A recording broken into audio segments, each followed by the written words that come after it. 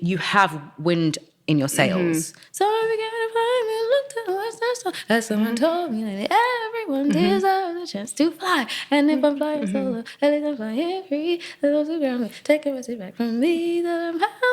As someone told me lately, everyone deserves a chance of flying, and if I'm flying solo. Do you notice those lines all have glottal onsets, glottal attacks at the beginnings of the respective lines? So I saw this interview on TikTok last night and it grabbed my attention because it was such a cool way to hear her talk about these two iconic songs, both songs that she has already sung. But I loved how she broke these down from an artistic / technical perspective because she made it very digestible for all people to understand what she's referring to when she was explaining how the structure of the song goes and how you have to do your thing vocally within each song. So I did a vertical video kind of expounding upon the interview last night, but I really want to expound more upon what I thought she was saying. Now, to be clear, this is just my own translation, if you will, of what she's saying to kind of give more context to the vocal and artistic perspectives that she's giving us. So she could be saying something completely different than what I'm saying here. You know, I'm just kind of translating and interpreting from a voice teacher's point of view, but ultimately this is her thought process. This is her brain working like this. So I don't want y'all to think that I'm like saying this is what I know she's saying. No, this is just my translation, my interpretation, and what I'm gathering and gleaning from what she's talking about. And before I get started, shout out to the cutting floor for this awesome interview. This is amazing. Thank you guys for bringing this to us. Thank you so much. So anyway, let's watch this interview and talk about it. I want to talk about Defying Gravity. Okay. Okay, you did an interview for Vanity Fair, The Lie Detector, with Ariana, and you said that you felt that Defying Gravity was less difficult to sing than I'm Here. Yes. Is Defying Gravity the hardest song you've ever had to sing? No. What is? I'm Here. Vocally or emotionally? Both. I love how she says both. That moment in that Vanity Fair interview was so like strong to me. How sure she was in saying that I'm Here is more difficult than Defying Gravity. You know, I just love how she said both. Like, no, I know for me, this was harder than that. Such a cool moment. I just wanted to say that. Okay, let's keep going. From a technical standpoint, why? Because Defying Gravity, technically, it expands, it gets really big, your voice is working hard, but I'm Here ascends. So the key keeps going up. You keep ascending, and so your voice placement has to keep changing. Technically, it keeps changing. But emotionally, it's also, you're helped by the action of the scene in Wicked. With I'm Here, it all stops. And she has to build from almost nothing. She has to find it. I love how she described that. Defying Gravity expands, it gets bigger. I'm Here ascends. If you think about Defying Gravity, it goes from like small to big. You can kind of hear the flight, if you will, of Defying Gravity. Kind of the Defying Gravity, you know, going upwards when gravity brings us down, right? So it's kind of the theme of the song, but it's also the structure of the song. So once you grow vocally, you don't really have to go back and rebuild vocally in Defying Gravity, if that makes sense, you know? But with I Am Here, it's like da-da-da-da-da, then you gotta come back. Da-da-da-da-da-da, then you gotta come back. So vocally, you have to reinvent the song in so many ways. And emotionally, you have to reinvent the song in so many ways because of the plot of the character and the plot of the song therein. And so vocally, you have to reinvent and be in control of I Am Here differently than Defying Gravity. Defying Gravity is kind of like, I'm growing vocally so I can get bigger, more intense, and it kind of just a one-way ticket upwards. But I'm Here, it's in a way. So your voice has to find different ways to execute the song in and of itself because you have to change how your voice works as you go through the song itself, you know? And I think that's why it's difficult. They're both hard songs. There's no if, buts, ands, or maybes about it. They're both technically crazy songs to ask anyone to sing. But because I've been able to experience both of them, I found Defying Gravity to be really freeing. You know, when you get to open up like that, it stays there. It doesn't close up. But with I'm Here, you open up and then you've got to close it again. You open up and close it. I love how she said, you sing like this. I thought in my brain, chest muscles, rib cage muscles, breathing muscles. You can use those to really sing the song because you can use those supportive muscles as a part of the character as well to really support the upwards motion of Defying Gravity. But you see how she said, I am here, do-do-do, do-do-do, do-do-do. Because if you think about it, it does do sort of like a movement like this, I am here does. Kind of like that. Because all of the different thought processes that are happening in the song of I am here, it's like the reinventing of the thought change that she does in the character because she's convincing herself and convincing everybody else of what she's saying. You know what I'm saying? So it's a lot more narrative and I am here in that way. But both songs, like she said, are very difficult to sing. And I love how she said I got to experience both of them. You know, and she's speaking from her own experience. That's another thing that I like to teach my clients. Everybody's experience of singing songs is different. So maybe to Nancy, I'm just making up a name, but maybe to Nancy, Defying Gravity is more difficult to sing than I'm here. But for Cynthia, right here, she said for herself, I am here. It's more difficult in a way than Defying Gravity, you know, but that's her experience. But everybody sings differently. They have different methodologies of singing. So it doesn't mean it's right or wrong. It's just their own experience. Because when I teach my clients, I try to ask them, how did that feel? What did you experience? Because you have jurisdiction over your body. It ain't me. You know, I can't tell you what to experience because you have your own way of thinking, your own way of interpreting what you're feeling vocally, you know, what you're thinking mentally. So if you're trying to learn your voice, you have to learn the experience of your voice for yourself. I can't have jurisdiction over that. I can help you figure it out and guide you through. And when you tell me what you're feeling, I can kind of interpret what you're saying and say, okay, they're saying, you know, their throat is closing up. Maybe they're clenching too much. Maybe they're something, you know, whatever. So your experience singing these songs is your experience. So to you, Defying Gravity may be more difficult. And that's okay. But to Cynthia, for her, in this moment, I am here was a little more difficult than Defying Gravity for the reasons that she's kind of explaining in this video. Again, these are just your experiences. It's not right or wrong. It's just different experiences. Different people interpret and internalize artistry and vocal technique in their own way. So depending on how you sing, maybe Defying Gravity is easier for you, or maybe Defying Gravity is harder for you than I am here. But be clear, both songs are difficult to sing. Okay? Where in the song? Can you give an example? You get to, I got my sister, I can feel her now. You better be here, she's someone I know. Still love me, got my house opening up. Still keep the cold out, got my and the body can hold out. Got protecting things that Yeah, it's getting. Got my eyes, the gold is far now. Only want everything really on now. I'm gonna. We're back again. Take a deep breath. Gonna hold my head up. Gonna put my shoulders back and look you straight in the eye. I'm gonna flirt with somebody when they walk by. I'm gonna sing out, sing out. Do you see how the key climbs?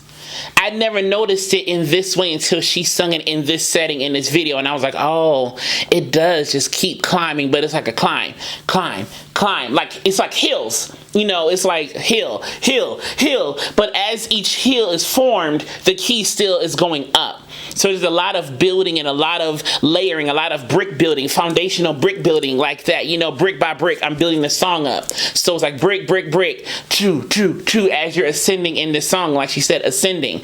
And when she's singing it so light and so free like this, I'm like, oh, I can really hear the keys, if you would. Not that I didn't hear them before, but just hearing them without all of the other aspects of the vocal technique or delivery, you really just hear the key, you know, you really hear how it really ascends pitch-wise, you know, how it just kind of goes up and up and up, you know, and it's so crazy how she's killing this soft, heady singing, like singing through her teeth, kind of just trying to mark the song. We call it marking sometimes. We call it marking through the song. Marking just means singing it lightly, kind of in a head voice or super soft, thin fold, chesty sound, if you will, just to kind of get to the notes and kind of have placement of where the notes are and things like that. But you don't really like sing hard or sing out. So she's essentially marking the song right now. But as she's explaining it, she's showing us, okay, closing up. Now it's going up. Now we're closing up again. So at the end of each moment, if you will, in the song, you have to reinvent the song in a way because you have to open it up again and go higher and higher and higher. We're back down again. I have inside of me everything that I need to live a bountiful over again. And all the love and love that we all standing as tall as the tallest tree. I'm thankful for the day that I'm living, all the things and all I'm giving. So it stops and starts and it builds and it builds and it builds and it builds and it doesn't just keep going. You get to a place, you got to bring it back down. You get to a place, you got to bring it back down. And it dawned on me when I thought about this, how each part in I'm Here is almost like a movement. You know how you have a classical body of work and there's different movements or different smaller songs in a cycle or something like that. It's kind of the same thing in I'm Here, but I didn't think about that until I heard her talk about it like this. Because each time the song reinvents itself, it slows down and then it's a different beat.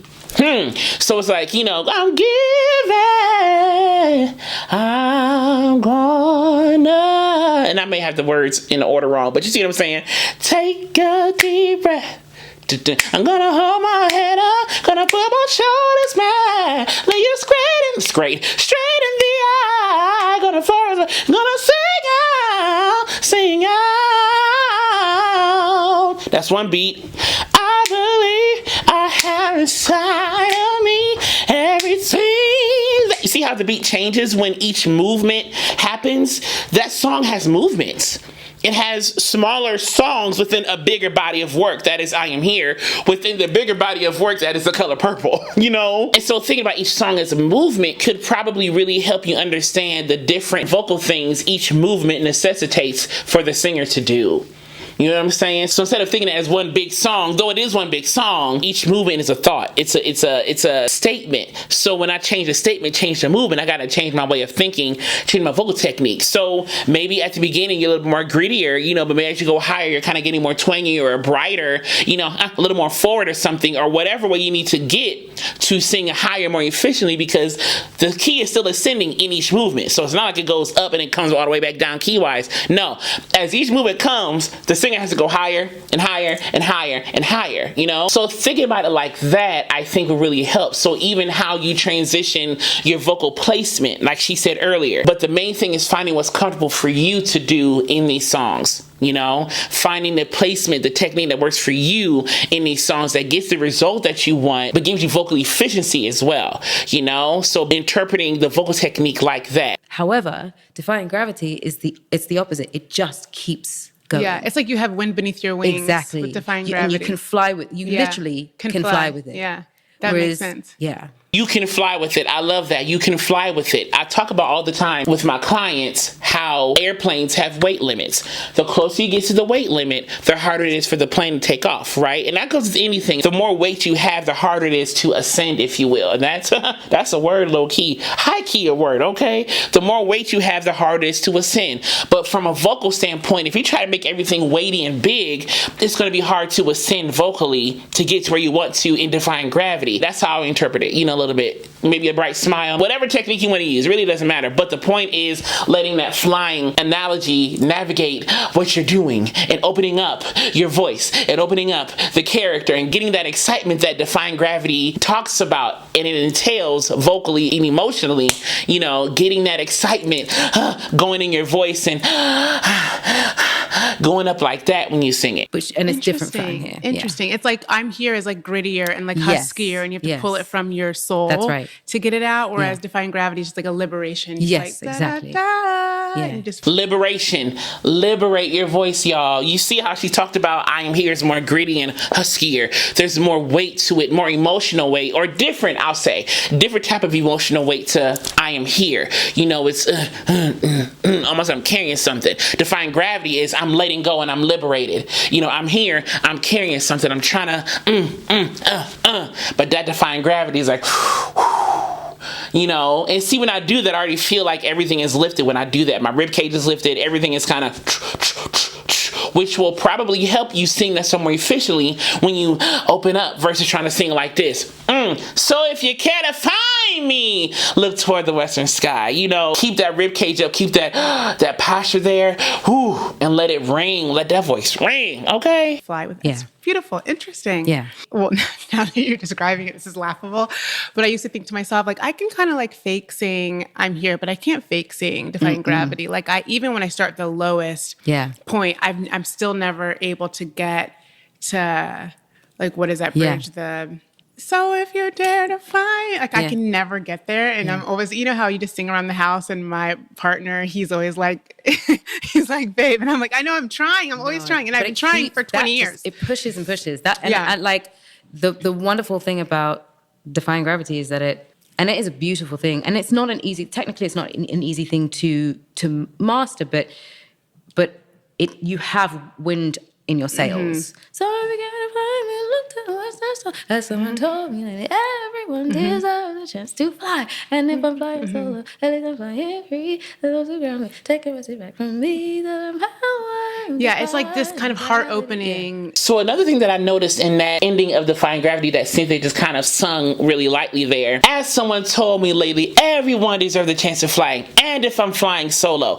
Do you notice those lines all have glottal onsets, glottal attacks at the beginnings of the respective lines? And if I'm flying solo. As someone told me, everyone.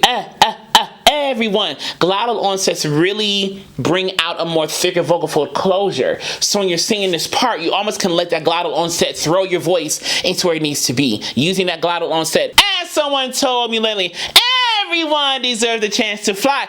And if I'm flying, at least I'm flying free. You see, it's something like fireworks. Everyone deserves the chance to fly. And if I'm flying solo, at least I'm flying free. So you have that wind beneath your sails, like she said. It's a